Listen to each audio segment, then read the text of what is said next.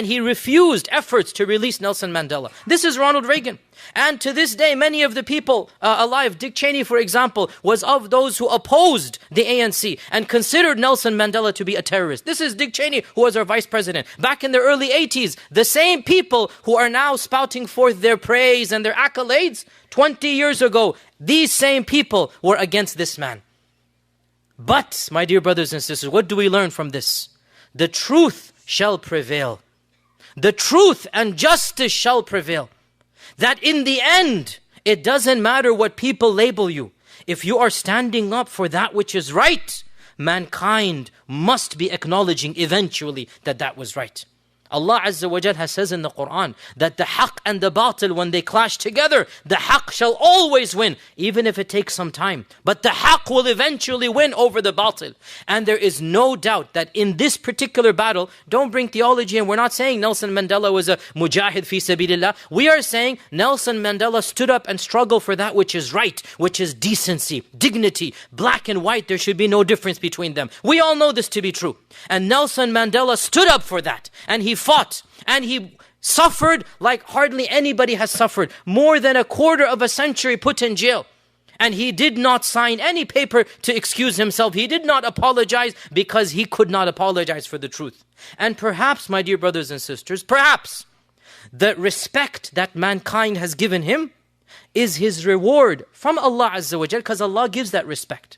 Allah gives that love. Genuine love coming out, genuine respect coming out.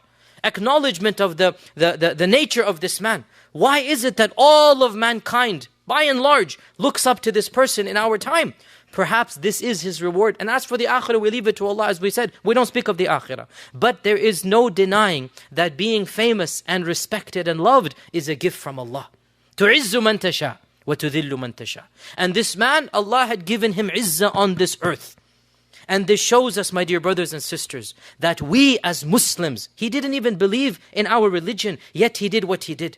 Should we not be ashamed of believing in our religion and not doing a fraction of standing up for the truth, of speaking out against injustice? Let the people call us what they will. Eventually the truth shall win over the batil. We see it in our own lifetimes. And also one more point here that I really have to bring in.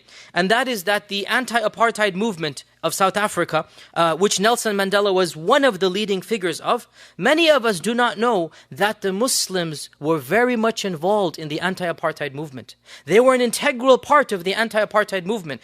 And when Nelson Mandela was invited to Oxford has a center for Islamic studies, and Nelson Mandela was invited to open that center. And he came in 1995-97, and he says, and I quote from his speech, and I'm quoting from Nelson Mandela here, "I would like to take this opportunity to pay tribute to those South African Muslims who died while in detention because of their resistance to apartheid. Babla Saluji, Imran Haroon, Ahmed Timol, and Dr. Hussein Hafaji.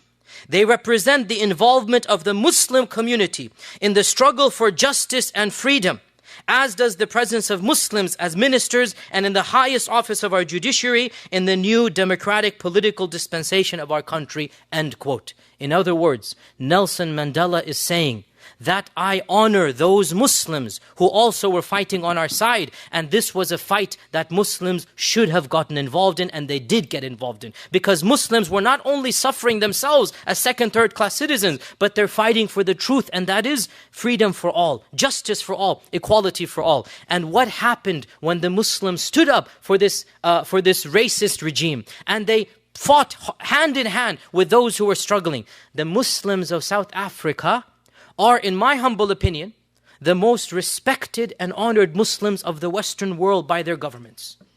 I have traveled far and wide, and I have been to South Africa, and I have not seen any Western society, I'm not talking about the Eastern, Western societies, where the Muslims are more beloved to the people and more respected by their governments than the Muslims of South Africa. And one of the main reasons, and the Muslims of South Africa are not a massive quantity, they're like us, 2-3%, like the rest of the Western world. Every Western country, 1-2-3% Muslims. South Africa is the same. It's not as if there's 20-30% Muslims there. They're same, 2-3%, 4%. But they stood up and they fought for that which was right. And because of that, the people acknowledge these people are righteous people. And they have now a place in their faith in society, so much so that many of you might not know this, but the ambassador of South Africa to America, the ambassador of South Africa to America is a practicing Muslim, praying 5 times a day, avoiding alcohol, bearded, mashallah, tabarakallah, quoting the Quran when he gives lectures. I have heard him myself many times. A righteous man, and نحسبه كذلك ونزكي الله عدا. He seems to be a good man, believing in Allah and His Messenger.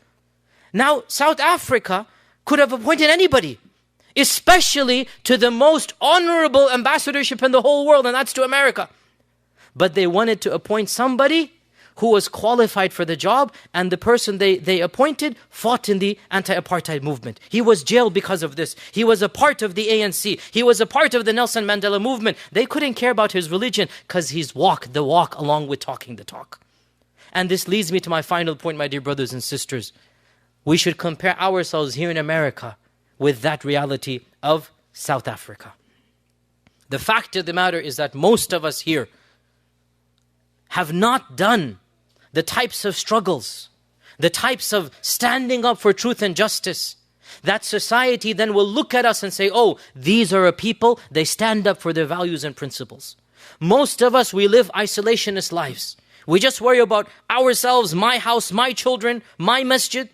And we don't realize that poverty, racism, crime, drugs are not Muslim, Christian, Jewish, atheist problems. They're problems of society. All of us are in the same neighborhood. When crime goes up, I go down and you go down.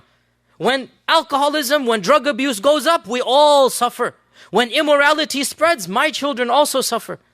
And we don't seem to realize, my dear brothers and sisters, that if we want our theology, our faith, our religion to be respected, to be acknowledged, we need to also be a part of this society, like the Muslims were in the anti-apartheid movement, like the Prophet Muhammad ﷺ was in his own city of Mecca. Hilf al-Fudul and so many other things that he did. He demonstrated he has a love for the society. He has a care for the people. Then when he starts preaching what he preaches, the people will listen to him. My dear brothers and sisters in Islam, much has been said, much more can be said. The bottom line, a person that the world respected has recently died. Allah knows his affairs, but wallahi, in his life and times, in his struggles, there is much benefit we can find in our own religion for what we can